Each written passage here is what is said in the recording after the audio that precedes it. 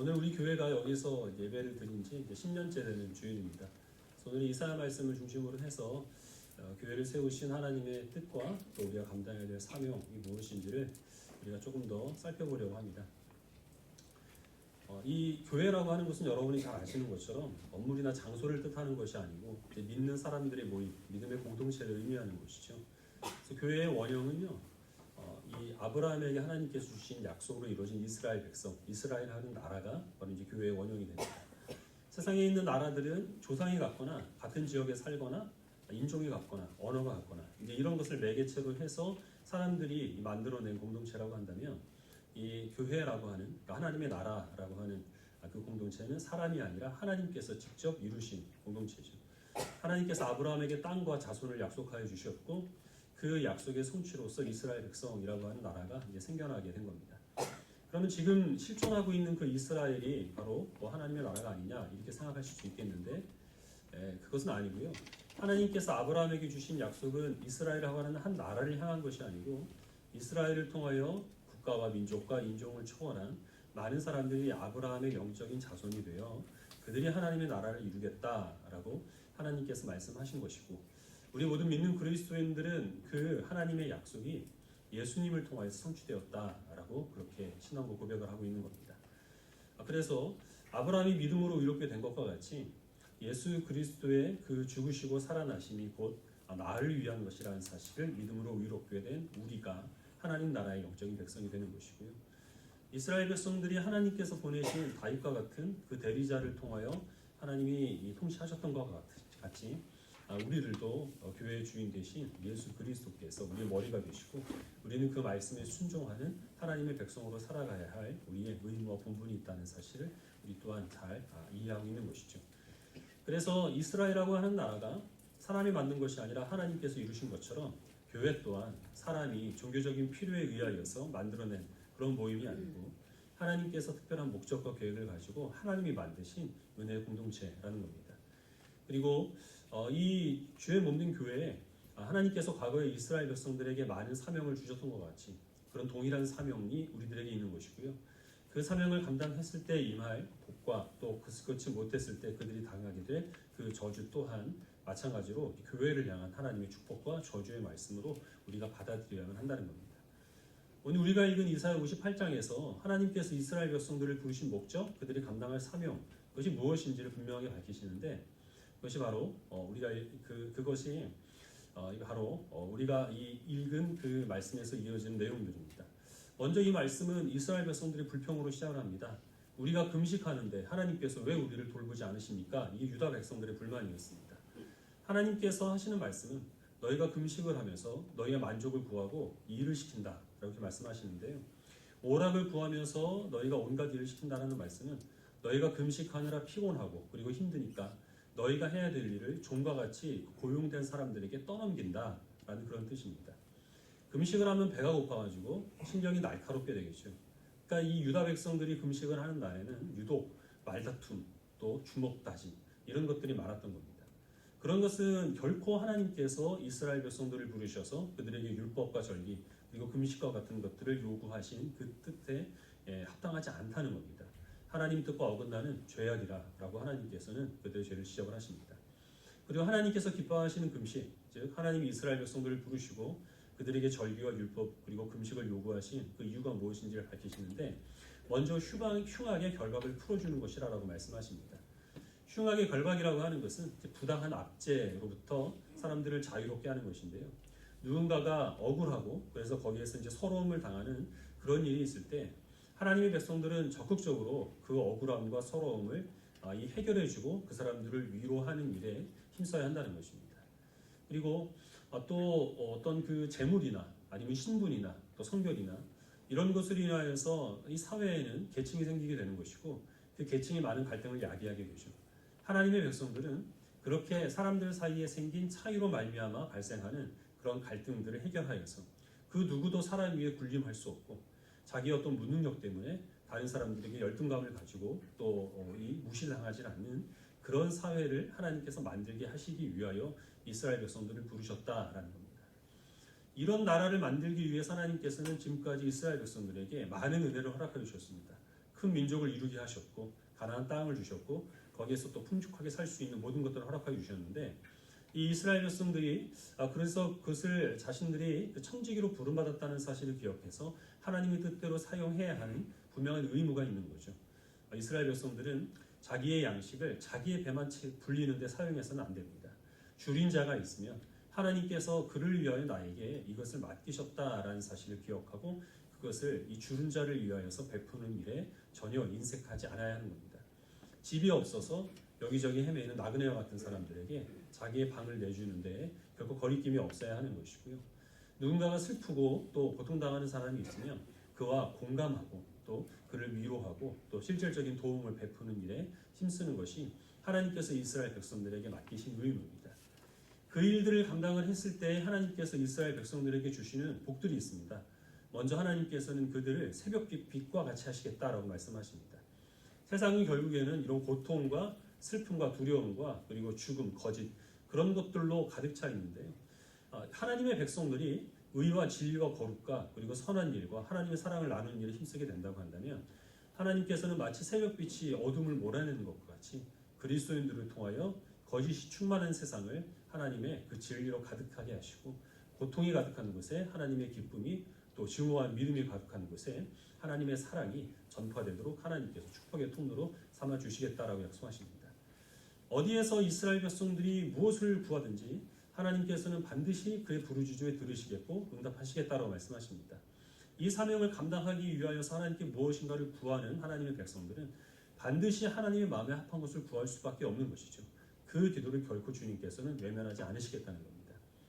이 축복의 통로로서 이 사명을 잘 감당하는 하나님의 백성들을 하나님께서 항상 안전한 길로 인도하시고 그들의 마음을 평안하게 하실 뿐만 아니라 그들의 육신까지 건강하게 하시겠다라는 영육간의 강건함을 하나님께서 또한 보장해 주셨습니다.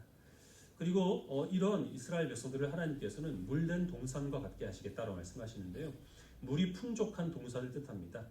초목이 무성해서 양들이 와서 마음껏 거기에서 먹을 것을 찾을 수 있는 그런 풍요로운 곳으로 하나님께서 이스라엘 백성들을 만드시겠다는 겁니다. 물이 그치지 않은 샘이 되어서 어디인가 가서 자기의 목마름을 해결하지 않고 거기에서 하나님이 허락해 주신 그 은혜로만으로도 얼마든지 풍족하게 살아갈 수 있도록 역사해 주실 것을 하나님께서 약속하셨습니다. 이 물된 동산과 물이 그치지 않은 샘의 이 개념은 사실은 이제 에덴 동산의 회복이 되는 것이고요. 그리고 궁극적으로는 이 요한이 계시록에서 바라본 그 새 예루살렘이 성취가 되는 것으로 그래서 완성이 이루어지는 것인데 그 중간 과정에서 이스라엘 백성들이 그 역할을 감당하게 되리라라고 하나님께서는 약속하셨습니다. 그의 후손들에게도 하나님께서 복과 사명을 주시는데요.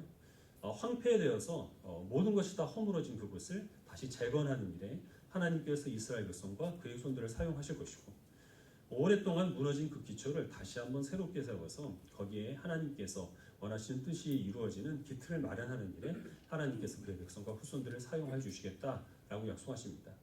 그래서 이스라엘 백성들은 다른 사람들이 보기에는 이 사람들은 무너진 곳이 있으면 그곳을 자기네들이 나서서 보수하는 사람들이라 길이 없으면 그 새로운 길을 내기 위하여서 그 길을 개척하는 데 수고를 아끼지 않는 그런 사람들이라고 일컬음을 받으리라 라고 하나님께서는 그들이 누릴 복과 사명에 대해서 이사야 58장에서 말씀하셨습니다. 우리가 잘 아는 것처럼 이스라엘 백성들은 이 사명을 잘 감당하지를 못했고 그래서 여기에서 하나님이 약속하신 복도 누리지를 못했습니다. 그들은 하나님의 심판 가운데서 나라가 없어지는 수모를 겪어야만 했죠. 그리고 제가 구체적인 사례를 말씀드리지 않는다고 하더라도 여러분들이 잘 아시는 것처럼 오늘날 교회는 이 이스라엘 백성들의 사명을 고스란히 물려받았는데요. 이 교회의 사명을 우리가 잘 감당하지 못하고 있습니다. 우리는 하나님이 아닌 다른 곳에 가서 마치 이 사마리아 여인과 같이 거기에서 물을 구하는 그런 모습을 보입니다. 하나님이 과거의 어느 때보다 훨씬 더 편안하고 그리고 풍족한 환경 가운데서 마음껏 하나님을 섬기도록 정말 많은 은혜들을 베풀어 주셨는데 우리들은 그 은혜에 만족하지 못합니다. 더 큰 건물, 더 많은 재물, 그리고 더 능력 있는 사람들을 찾아서 다른 우상 앞에 고개를 숙이는 것이 오늘날 교회의 모습이죠. 또 그렇기 때문에 당연히 교회는 더 이상 청지기로서 살아가지는 못합니다. 탐욕스럽게 자기가 가진 것은 오직 내가 내 힘으로 얻은 것이고 무엇인가를 베풀 때는 항상 생색을 내는 그런 인색한 모습을 보이는 것이 오늘날 교회가 범하고 있는 죄악이며 사명을 감당하지 못하는 부족한 모습입니다. 편한 데 익숙해져서 오늘날 그리스도인들은 이 무너진 데를 보수하는 자의 역할, 그리고 막힌 길을 자기가 새롭게 뚫는 그 개척자의 역할을 감당하지 않습니다. 무너진 데가 있으면 피해갑니다. 안 무너지고 완전한 곳으로 그래서 피신을 하고요. 길이 없으면 많은 사람들이 다니는, 그래서 많은 사람들이 이 편안하게 다닐 수 있도록 다져놓은 그런 편한 길을 찾지 자기가 스스로 개척자의 역할을 감당하려고 하지는 않는다는 것입니다. 교회에 대한 사명들을 오늘날 많은 교회들이 감당하지 못하고 있는데 과연 그러면 우리 교회는 어떤 위치에 지금 있을까요? 우리 교회 그 교육관 쪽에 간판을 달려고 했는데요. 원래는 LED 간판으로 알아봤습니다. 그게 좀 가격은 비싸도 오래가고 또 밝기 때문에 비용을 좀 알아봤는데 포기했습니다. 글자 숫자대로 돈을 받는데 우리 교회 이름은 너무 길잖아요. 우리 교회 이름을 짓게 된 것은 개척을 준비할 때 몇몇 분들이 모여서 다수결을 결정을 했습니다. 그때 나온 의견 중에서 말씀이 살아있는 교회라는 뜻에서 말살교회로 하자 어떤 분이 의견을 냈는데 그분이 누군지는 말씀을 안 드리겠습니다. 이번 주에 헝가리로 들어가셔야 되는데요. 좀 우리가 편안하게 보내드려야 되잖아요. 감사하게도 투표 과정 가운데서 그 의견은 탈락이 됐고 그래서 저를 포함해서 또 많은 분들이 이 나눔과 섬김의 교회라고 하는 그 이름을 택하여 주셔서 그 이름으로 결정이 됐습니다. 이 나눔과 섬김의 교회라고 하는 그 이름을 우리가 정할 때도 그렇고 그 이름을 가진 교회로 여러분들이 오셔서 신앙생활을 할 때도 그렇고 그때 가졌던 소망과 기대는 동일할 겁니다. 그 역할을 잘 감당하자라는 것이죠. 물된 동산으로 물이 그치지 않는 샘으로서 나눔과 그리고 섬김을 실천하는 그런 교회가 됐으면 좋겠다라는 소망과 기대를 가지고 그 이름을 정하는 것이고요. 여러분들은 동일한 기대로 지금 여기에서 신앙생활을 하고 계시는 걸 겁니다. 그리고 그것이 모든 교회에게 주신 하나님의 사명이라는 사실을 또한 우리는 의심하지 않습니다. 그럼 지금 우리가 그 일을 잘 감당하고 있느냐라는 겁니다. 요즘은 정말 개척하기가 힘듭니다. 이 목사와 그리고 몇몇 성도들이 이 개척을 시작하는 그런 시대는 이미 지난 지가 오래고요. 큰 교회가 건물과 또 성도들과 그리고 일정 기간 동안에 그 재정까지 부담해 주지 않으면 교회가 정착해서 자립하고 뿌리를 내는 것은 정말 어렵습니다. 구체적인 통계를 낸 것은 아니지만 대부분의 목사님들이 하시는 말씀이 그런 어떤 게 근본 없이 시작한 교회가 정착하게 되는 그 확률이 100교회 중에 한 교회가 될까 말까라고 한다. 이렇게 얘기를 합니다. 제가 무슨 말씀을 드리고 싶은지는 잘 아시겠죠? 우리가 그 어려운 일을 해낸 거예요. 제가 말씀드린 것처럼 우리 교회는 근본이 없습니다. 처음부터 외부의 어떤 도움이나 후원이나 지원 전혀 받지 않고 그리고서 시작을 했습니다. 근데 1년 후에 저희는 재정적으로 완전히 자립을 했고 그리고 또 그뿐만 아니라 그때서부터 지금까지 재정의 10% 이상은 선교나 부재나 그리고 장학 사업에 힘쓰자고 했던 처음의 약속을 지금까지 차질 없이 잘 지켜가고 있습니다. 이 부분에 대해서는 여러분들이 자부심을 가져도 좋습니다. 자화자찬이긴 하지만 그렇습니다. 왜냐하면 이 일들을 우리가 그냥 감당하게 된 것은 아니고 이 교회에 주신 그 사명을 감당하기 위해서 여러분들이 자발적으로 수고하고 헌신한 결과 그래서 우리가 재정적으로 자립할 수 있었던 것이고 어떤 물된 동산을 찾아서 우리가 여기저기 헤매지 않을 수도 있었던 것이고요. 오히려 물된 동산이 되어서 하나님의 은혜를 강물처럼 흘려보내는 일에 여러분들이 헌신함으로써 쓰임받았기 때문에 그것은 우리들이 얼마든지 자랑스럽게 여겨도 무방하다는 겁니다. 교회 운영적인 면에 있어서도 우리가 청지기 정신을 실천하기 위해서는 어떤 보상에 대한 약속이나 그리고 강요는 최대한 배제하고 자발적인 헌신, 자발적인 참여와 봉사 이런 것들을 권면했는데 물론 이 부분에 있어서는 부족함도 있고 아쉬움도 많이 있습니다. 보완되어야 될 부분도 분명히 있고요. 그래도 적어도 그 방향만큼은 바른 방향으로 가고 있지는 않나라고 저는 그렇게 판단을 합니다. 어떤 사회적인 참여나 아니면은 대외적인 봉사 또 어떤 기부 활동 이런 부분에 있어서는 너무 부족한 것이 아니냐 이렇게 생각하시는 분도 분명히 계실 겁니다. 이 부분에 있어서는 조금 다르게 생각을 하는데요. 만약에 교회가 어떤 사회에 소외된 계층에 대해서 전혀 신경을 쓰지 못하고 그럴 여력이 없다고 한다면 교회가 분명히 그 일을 감당해야 하는 것이고 교회가 지금까지 잘 감당을 해왔습니다. 역사적으로. 그리고 또 우리 주변에 이렇게 다급한 문제를 안고 있는 사람이 있다면 물론 교회가 발벗고 나서야겠죠. 근데 사실 우리나라의 현실은요. 어느 세상에 있는 나라보다 이 복제제도가 잘 갖춰져 있습니다. 그래서 이 사도 바울이 데살로니가 전서에서 말씀하신 것 같이 이렇게 말씀하셨죠. 누구든지 일하기 싫어하거든 먹지도 말게 하라. 자기가 스스로 일어설 의지도 없는 사람을 다만 그의 형편이 어렵다는 이유로 맹목적으로 돕는 것은 제가 보기엔 밑 빠진 독에 물 부는 것과 같습니다. 결코 효율적으로 이 아까운 성도들의 헌신을 사용하는 지혜로운 방법이 아니라라는 겁니다. 적어도 우리의 현실은 그렇습니다. 대부분의 그 복지 제도에 들어가는 그 복지 정책에 들어가는 비용들은 이 사람들의 세금으로 충당이 됩니다. 그래서 우리 그리스도인들이 건강하고 성실하게 자기 일에 충실하면서 정직하게 이 납세자의 의무를 감당을 하면 그것으로서 물론 간접적인 것이지만 어느 정도 나눔을 실천하는 것이거든요. 그래서 교회가 해야 될 일은 여력이 있다면 물론 사회적으로 적극적으로 참여하고 대외적인 봉사 기부 활동 이런 것에 힘써야 하겠지만 우선적으로 우리가 해야 될 것은 성도 한 사람 한 사람을 성실하고 정직한 사회인으로 양육하는 것입니다. 그런 부분에 있어서는 물론 우리가 완전하다고 할 수는 없지만 그래도 나름대로의 역할은 감당하고 있다라고 그렇게 저는 평가하고 있는데 여러분들 생각은 어떻습니까?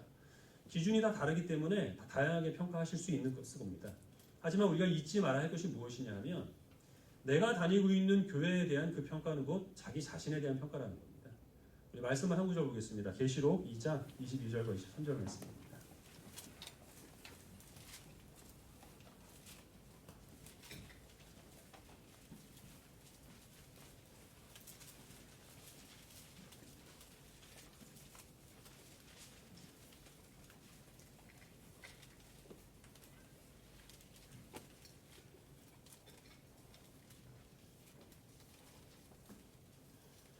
(22장) 22절과 23절 말씀 두 절 말씀을 죄송합니다. 계시록 2장 22절 23절입니다. 다 잘 찾으셨어요?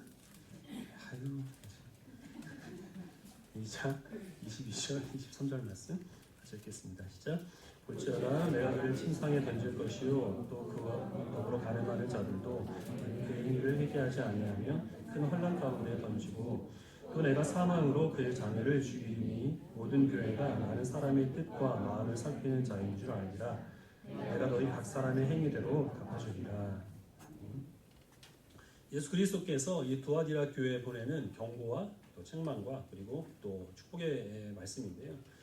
두아디라 교회에 이세벨이라고 불리는 자칭 선지자가 들어왔습니다. 성도들을 미혹하는데 그들로 하여금 우상의 재물을 먹게 하고 간음하는 죄를 저지르게 했습니다.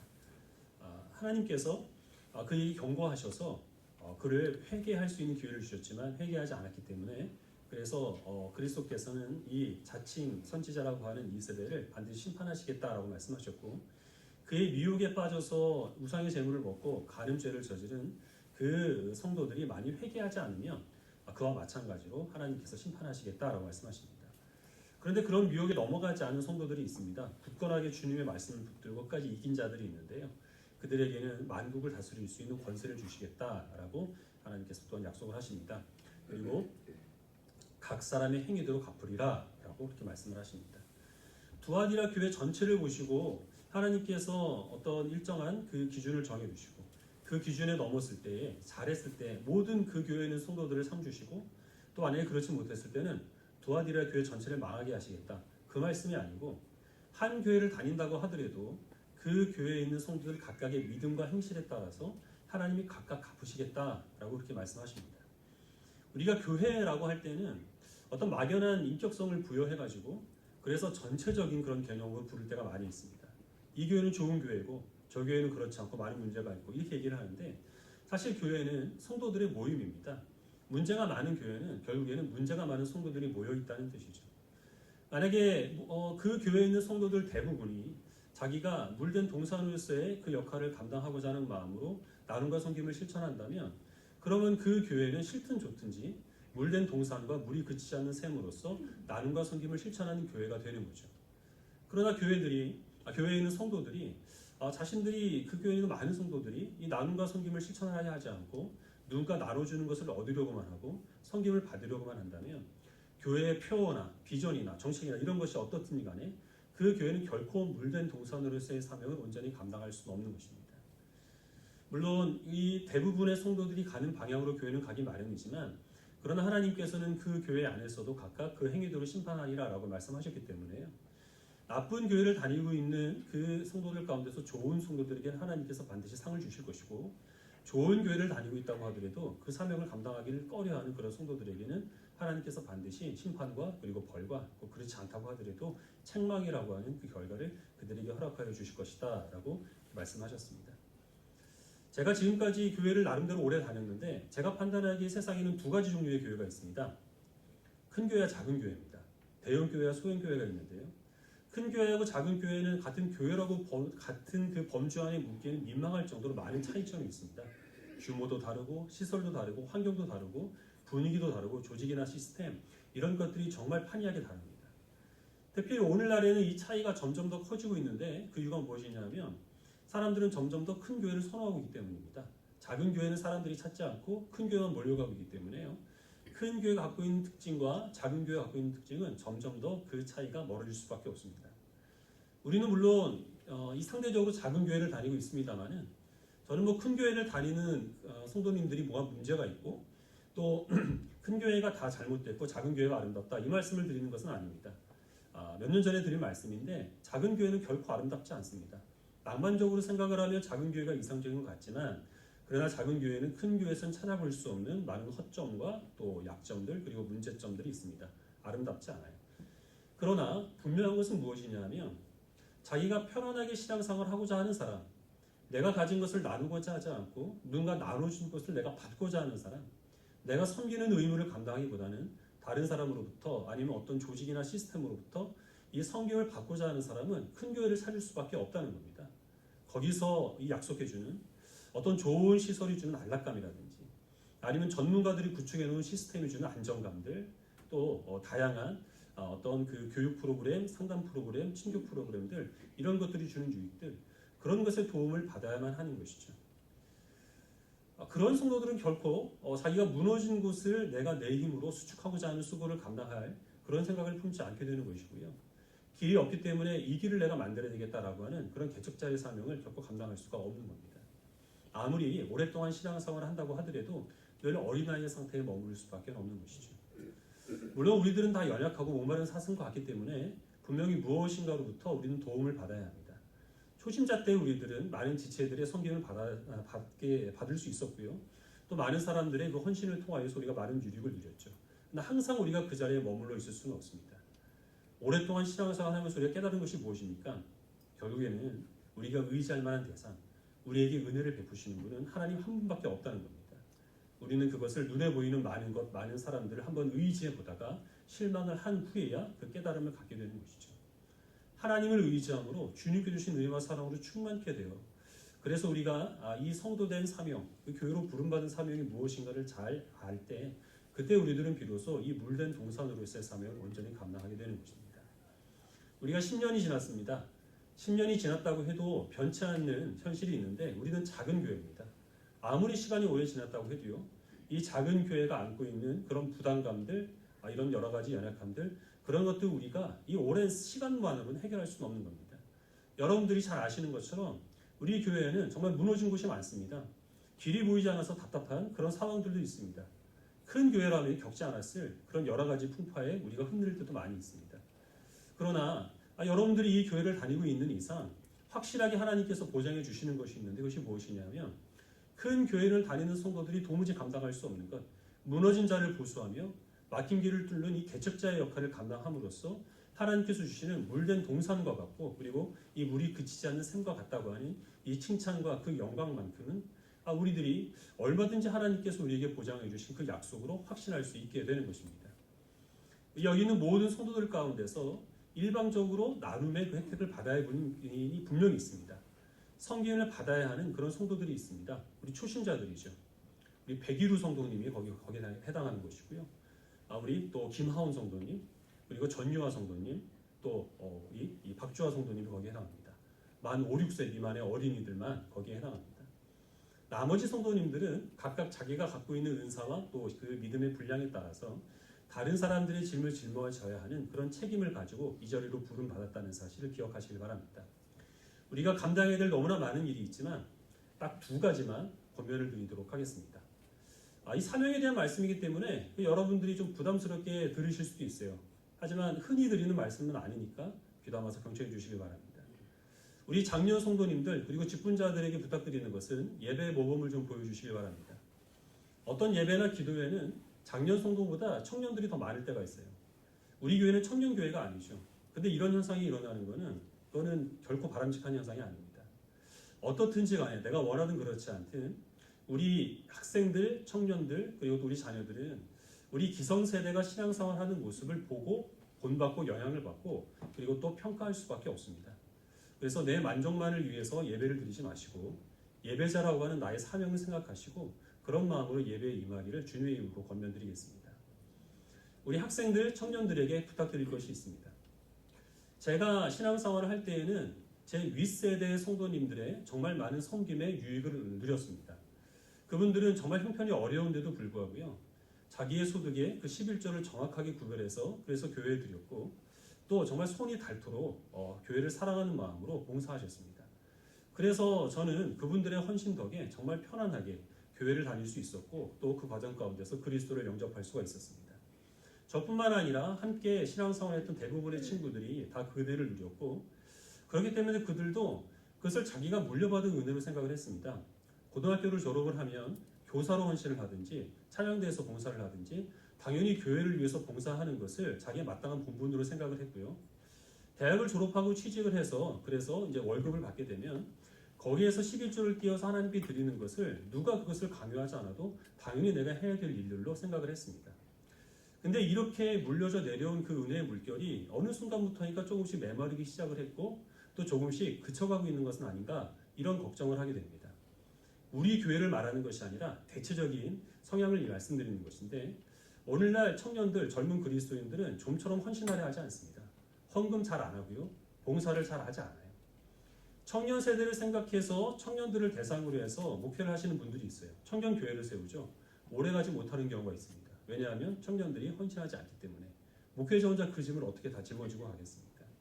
제가 당부드리는 것은 지금 우리 청년들 젊은 세대들이 그래도 풍족한 환경 가운데서 마음 편히 신앙생활을 하는 것은 선조 때부터 계속해서 이어온 그 은혜의 물결이 축복의 통로로 삼으신 하나님의 교회를 통하여서 우리들까지 흘러내려왔기 때문에 그 많은 은혜들을 누리는 겁니다.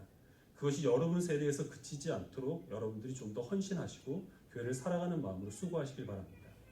다양한 이유들은 다 있겠지만 만약에 그 역할을 여러분들이 감당하지 않으면 그 부담들은 누가 떠안게 되느냐 하면 여러분들의 다음 세대입니다.